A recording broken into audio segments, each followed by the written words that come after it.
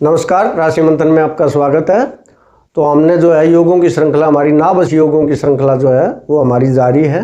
तो इसमें 3 प्रकार के जो हमारे योग हैं, नाभस योग, वो हम कर चुके हैं। आश्रय कर चुके हैं, संख्या कर चुके हैं और दल योग ये हम कर चुके हैं। अब हम आकृति योग जो है उनकी शुरुआत कर रहे हैं। तो आकृति योग में ध्यान रखने की बात है कि भाई जब कुंडली में ग्रह इस प्रकार से, जिस प्रकार से योग बनते हैं बैठेंगे तो उस प्रकार की वो आकृति दिखाई देगी। तो आज जो हम हैं वो शुरू के 5 जो योग हैं, और मैंने ये जो क्रम लिया है ये ऋषि पाराशर की जो होरा शास्त्र है उसके अनुसार ये लिया है। तो सबसे पहले जो हम आज का योग कर रहे हैं आकृति योगों में वो है गदा योग। तो ये मैं साथ में बताता चलूँगा कि भाई जो है ना कैसे कैसे ये बढ़ते हैं। तो गदा योग जो है वो बढ़ता है कि जो नज़दीक के 2 केंद्र हैं, केंद्र यानी 1 4 7 10, तो नज़दीक के केंद्र यानी पहला भाव और चौथा भाव, चौथा और सातवां, सातवां और 10वां, 10वां और पहला, तो इनमें अगर ग्रह बैठे हों पहले चौथे में यानी 2 घरों में इनमें। अब जैसे यहाँ पर देखें आप, ये पहला भाव है, ये चौथा भाव है, तो यहाँ ये बैठ गए तो ये गदानुमा हो गया और ये डंडी होगी इसकी।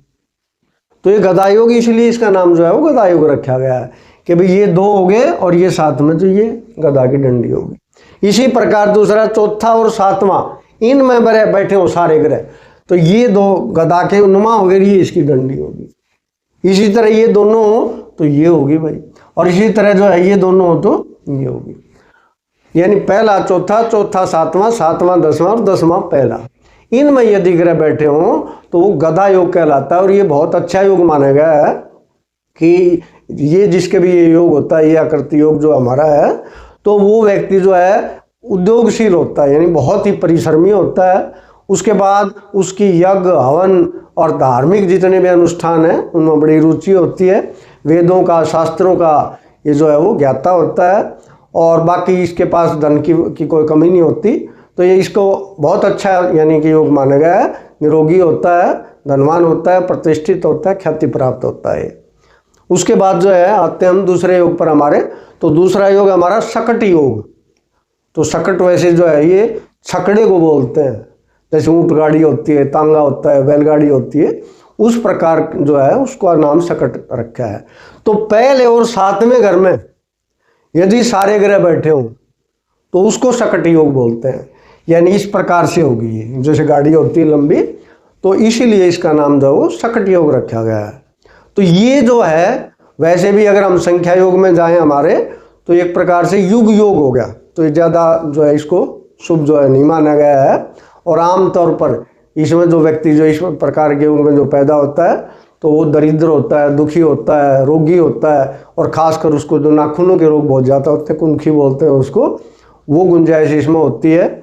और क्योंकि छकड़ा इसका जो है नाम है, तो ये आम तौर पर सवारी यानी ड्राइविंग करके अपना जीवन यापन करता है। और ये जो बस अपने दरिद्री में ही लगभग काम चलाऊ इसका जो है वो चलता रहता है जीविका, और बाकी ये दुखी ही रहता है। अब तीसरा आता है हमारा विहग योग। विहग होता है पक्षी, यानी चौथे और 10वें में सभी ग्रह हो, तो जैसे पक्षी उड़ता है, तो एक प्रकार से जैसे पक्षी उड़ रहा है, तो इसीलिए इसका नाम जो है विहग योग जो है वो रखा गया है। और ये भी अच्छा योग नहीं माना गया कि इसमें भी व्यक्ति रोगी होता है, दुखी होता है, ढीठ होता है, भोगी होता है, और वो सारी उम्र किसी न किसी की नौकरी करके अपना काम चलाता है, और वो भी अपने जो है बस गरीबी में ही अपना जीवन जो बिताता है। अब हमारा आता है चौथा योग, श्रृंगाटक योग।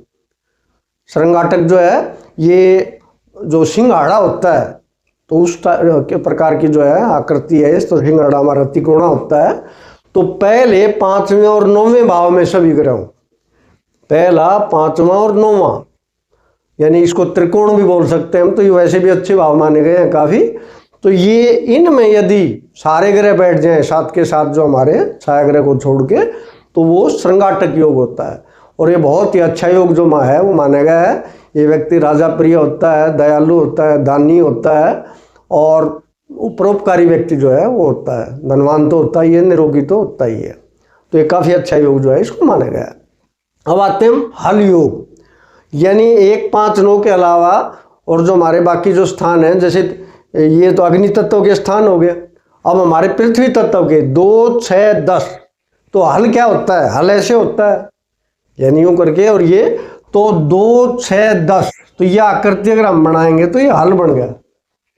इसी प्रकार 3, 7 और 11, तो ये भी हल हो गया। और उसके बाद है 4, 8, 12, तो 4, 8 और 12, तो इसीलिए इसका नाम जो है वो हल योग रखा गया है। और ये जैसे हल है तो ये किसानों से संबंधित है कि ऐसा व्यक्ति आमतौर पर कृषि से संबंधित होता है, और ज़्यादा जो है अमीर वाली बात इसमें नहीं है।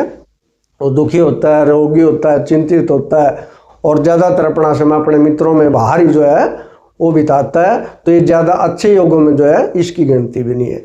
तो इसमें हमारे जो है गदा योग और संघाटक योग ये तो अच्छे योग हैं, और बाकी ये जो तीनों के तीनों हैं ये कमज़ोर योग हैं। नमस्कार।